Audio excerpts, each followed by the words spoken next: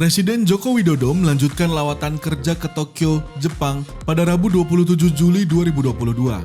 Jokowi melakukan pertemuan dengan Perdana Menteri Jepang Kishida Fumio di kantor PM Jepang dalam mengawali agendanya di Tokyo Rabu pagi 27 Juli 2022.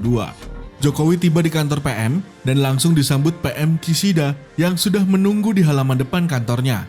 Setelahnya, Jokowi dan Kishida beserta delegasi menuju ruang rapat untuk melakukan pertemuan bilateral. Kishida dalam sambutan pengantarnya menyampaikan apresiasinya atas kedatangan Presiden Jokowi ke Jepang. Saya sangat menyambut baik kedatangan Bapak Presiden Joko Widodo ke Jepang dari lubuk hati saya. Indonesia adalah mitra strategis bagi Jepang yang berbagi nilai-nilai dasar dan kepentingan strategis. Setelah kunjungan saya ke Jakarta pada April tahun ini, kami dapat bertemu kembali di Tokyo untuk bertukar pandangan secara terbuka.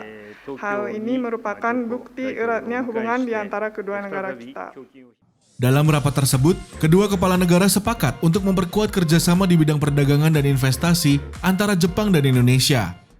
Kita sepakat protokol perubahan IJPA dapat diselesaikan dan ditandatangani pada KTT G20 di Bali November mendatang.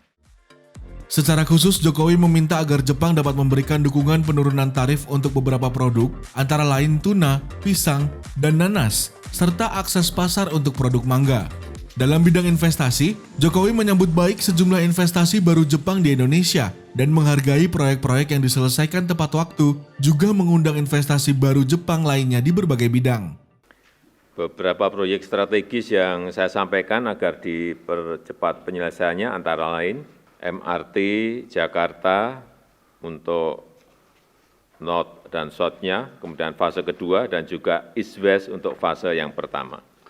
Kemudian kawasan industri di Papua Barat, perluasan Pelabuhan Patimban dan jalan tol akses Patimban. Kami juga membahas komitmen kerjasama bagi kelanjutan proyek gas Masela. Jokowi juga mendorong dukungan ilmu pengetahuan dan teknologi baru Jepang untuk mendukung beberapa proyek strategis Indonesia, terutama untuk hilirisasi komoditas alam, pengembangan mobil dan motor listrik, serta sektor kesehatan dan pangan. Di akhir keterangannya terkait isu regional dan global, Jokowi menyampaikan penghargaan atas dukungan Jepang terhadap presidensi Indonesia di G20 untuk memberikan kontribusi signifikan bagi pemulihan ekonomi global. Kishida dalam keterangannya menyampaikan Indonesia merupakan mitra strategis Jepang.